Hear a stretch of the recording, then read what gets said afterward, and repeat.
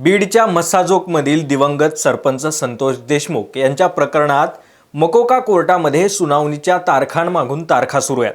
जवळपास 1 वर्ष झालं या प्रकरणाला, जेव्हा आरोपी सुदर्शन घुले, जयराम चाटे आणि महेश केदारनं आपण गुन्हा केल्याची कबुली दिली होती। त्यानंतर आजपर्यंत अनेक सुनावण्या झाल्यात आणि तारखा देखील लागल्यात।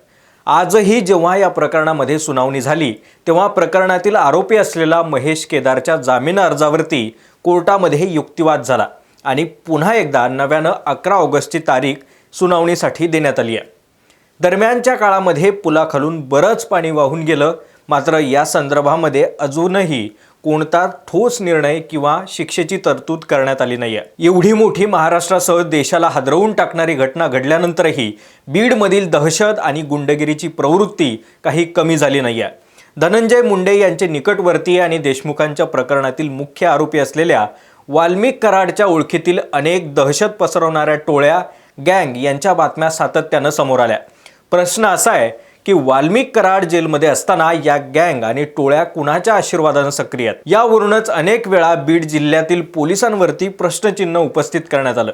वाल्मिक कराडला ज्या बीड जिल्हा कारागृहात ठेवण्यात आलंय, तिथे राजकीय हितसंबंध असल्यानं आणि एवढ्या वर्षांची दहशत असल्यानं VIP ट्रीटमेंट मिळते का असा सवाल उपस्थित होतो आणि तशा सुविधा दिल्या जातात किंवा मिळतात असा आरोप देखील अनेकदा झाला। त्यामुळेच वाल्मिक कराडला अनेकदा जिल्हाबाहेरील कारागृहात हलवावं अशी मागणी झाली। मात्र कुणाचे आशीर्वाद आहेत काय माहीत, यावर अजूनही अद्यापपर्यंत तोडगा निघाला नाहीये। दरम्यान 2 दिवसांपूर्वीच बीड जिल्ह्याचे खासदार बजरंग सोनवणे यांनी केंद्रीय गृहमंत्री अमित शहा यांची दिल्लीमध्ये भेट घेतली आणि बीडच्या कारागृहाबाबत असलेल्या तक्रारींवरून स्वतंत्र, निष्पक्ष आणि उच्चस्तरीय चौकशी करण्याची मागणी केली आहे।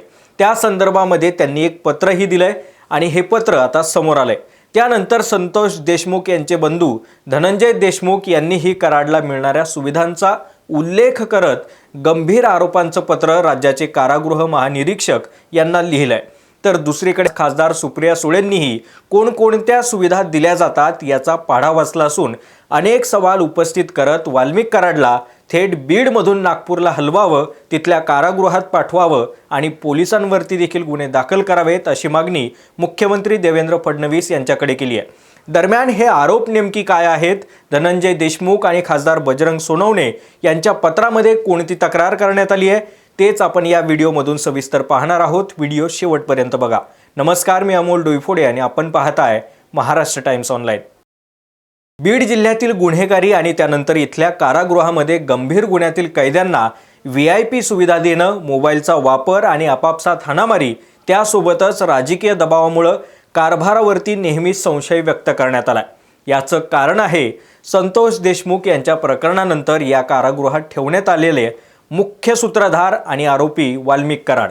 त्यामुळे नेहमीच बीड जिल्हा आणि एकूणच हे कारागृह चर्चेत राहिलंय।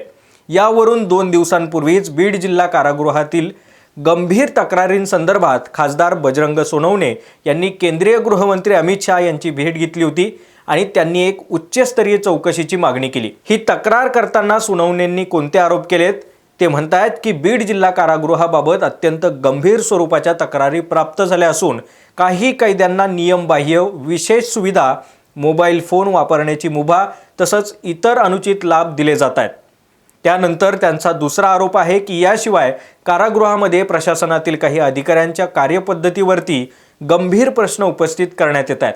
म्हणजेच काही अधिकारी मर्जीत राहून काम करतायत का असा सवाल उपस्थित होतो। त्यामुळे या संपूर्ण प्रकरणाची चौकशी करण्यात यावी, महाराष्ट्र शासनाकडून तातडीनं एक सविस्तर अहवाल मागवण्यात यावा आणि चौकशीमध्ये आरोप सत्य आढळल्यास संबंधित अधिकारी आणि दोषींवरती कठोर प्रशासकीय तसंच कायदेशीर कारवाई करण्यात यावी अशी मागणी सोनवणेंनी आपल्या पत्रामध्ये केली आहे। त्यानंतर आता लगेच 2 दिवसांनी पुन्हा एकदा संतोष देशमुख यांचे बंधू धनंजय देशमुख यांचं देखील एक पत्र समोर आलं असून त्यांनी याबाबत राज्याचे कारागृह महानिरीक्षक यांच्याकडे तक्रार केली आहे। दरम्यान याच तक्रारीनंतर आता खासदार सुप्रिया सुळेंनीही राज्याचे मुख्यमंत्री देवेंद्र फडणवीस यांच्याकडे तक्रार करत वाल्मिक कराडला बीडवरून थेट त्यांचा जिल्हा असलेल्या आणि गृहमंत्री म्हणून त्यांच्या नागपूर जिल्ह्यात हलवण्याची मागणी केली आहे।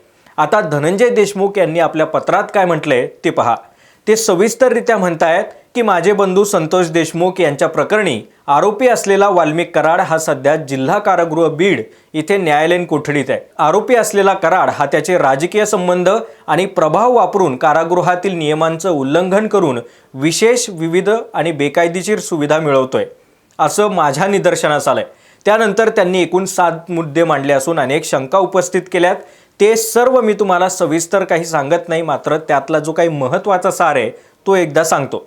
राजकीय प्रभावामुळे बेकायदेशीर सुविधा दिल्या जात असताना यामध्ये इतर कैद्यांच्या नावावरून आणि वकिलांच्या सिम कार्डद्वारे बाहेरील व्यक्तींशी संपर्क साधणं, दुपारच्या बंदींच्या काळामध्ये अधीक्षक कार्यालयात बसवून नियमबाह्य पद्धतीनं व्हिडिओ कॉल सुविधा पुरवणं, कराडला ठेवण्यात आलेल्या बराक क्रमांक 9 जवळील फोनजवळ असलेला CCTV कॅमेरा नसणं आणि कारागृहातूनच बीडमधील परिस्थितीवरती प्रभाव टाकून इतर आरोपींच्या मदतीनं दहशत निर्माण करणं असे सगळे मुद्दे त्यांनी सविस्तर मांडलेत।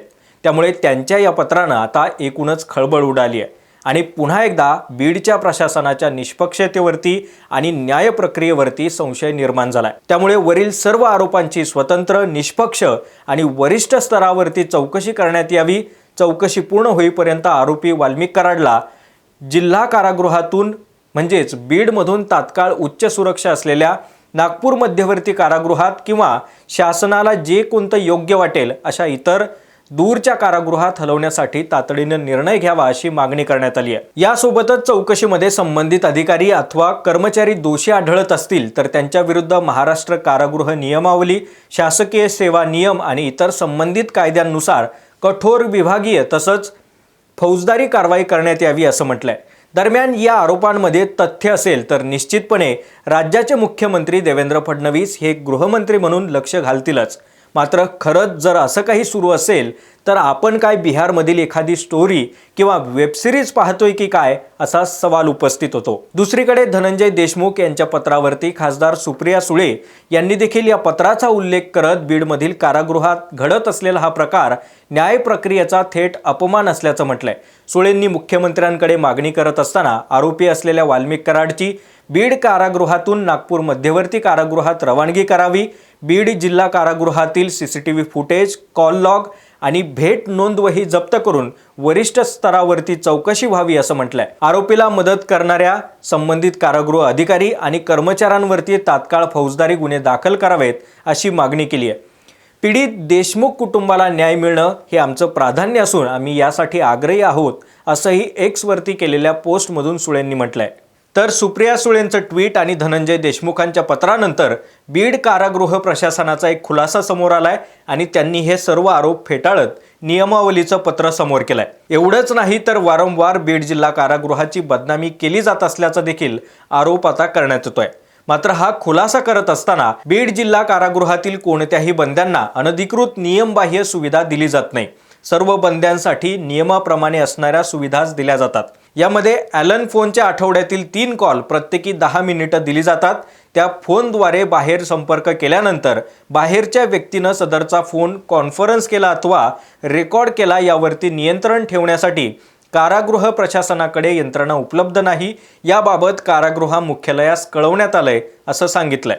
तसंच या व्यतिरिक्त बंद्यांना आठवड्यामध्ये 2 वेळा 20 मिनिटं व्हिडिओ कॉल नातेवाईक आणि वकिलांना नियमाप्रमाणे दिले जातात। कारागृहामध्ये कुठल्याही प्रकारचे जेवण, खाद्यपदार्थ हे अनधिकृत दिले जात नाहीत। कारागृहाकडे उपहारगृह सुविधा उपलब्ध असून त्यामध्ये बंद्यांना महिन्याला 10,000 रुपये खर्च करू शकतात। यासोबतच खाद्यपदार्थांचा समावेश या 10,000 रुपयांमध्ये होतो। तो नियमाप्रमाणे आहे। त्यामुळे प्रसारित होत असलेल्या बातम्यांमध्ये सत्यता नाही। यापूर्वी देखील या विषयामध्ये वरिष्ठ कार्यालयाकडून अनेक वेळा चौकशी करण्यात आली आहे। बीड जिल्हा कारागृहाचे वर्ग 2 चे अधीक्षक ND खैरे यांच्या सहीनं आणि जिल्हा माहिती केंद्राकडून हे पत्र समोर आलं असून त्यांनी कारागृहाबाबत आणि विशेषतः वाल्मिक कराडच्या सुविधांवरून जे काही आरोप होत आहेत ते सर्व दावे आता फेटाळून लावलेत। मंडळी, एक गोष्ट लक्षात घ्या की वाल्मिक कराड हा धनंजय मुंडेंचा अत्यंत जवळचा आणि खास माणूस असल्यानं त्यांचा राजीनामा झाला। न्यायालयामध्ये सुनावणी होतीये। मात्र अजूनही 19 महिन्यांनंतर संतोष देशमुख प्रकरणातील आरोपी कृष्णा आंधळे हा फरारच आहे। या व्हिडिओच्या निमित्तानं बीड पोलिसांना सवाल असा आहे की देशमुखांनी आरोप केले तसे आंधळेचाही कुणी आका आहे का की त्याला कोणीतरी पाठीशी घालण्याचं काम करतंय? कारण या प्रश्नानं तपासी यंत्रणांच्या कार्यक्षमतेवरतीच प्रश्नचिन्ह निर्माण होतं आणि पुन्हा पुन्हा एकदा बीड जिल्हा गुन्हेगारीसाठी चर्चेत येतो। त्यामुळे त्याला शोधून काढणं ही तुमची जबाबदारी आहे। या व्हिडिओच्या निमित्तानं एवढाच प्रशासनाला प्रश्न आहे की जर बीड जिल्ह्यामध्ये दहशत माजवली म्हणून पोलीस अधीक्षक नवनीत कौवत हे MPDA कायद्याअंतर्गत दादा खिंडकर आणि त्याचा भाऊ समाधान खिंडकरला बीडमधून हर्सुल मध्यवर्ती कारागृहात स्थानबद्धतेसाठी रवानगी करू शकत असतील तर मग वाल्मिक कराड का नाही? या व्हिडिओमध्ये इथेच थांबतोय। मात्र व्हिडिओतील माहिती महत्त्वाची वाटली असेल तर व्हिडिओ जास्तीत जास्त लाईक करा, शेअर करा, सोबतच आमच्या महाराष्ट्र टाइम्सच्या YouTube चॅनलला सबस्क्राइब करा। आम्ही सर्व सोशल मीडिया प्लॅटफॉर्म्सवरती आहोत। आमच्या Facebook आणि Insta पेजलाही फॉलो करा।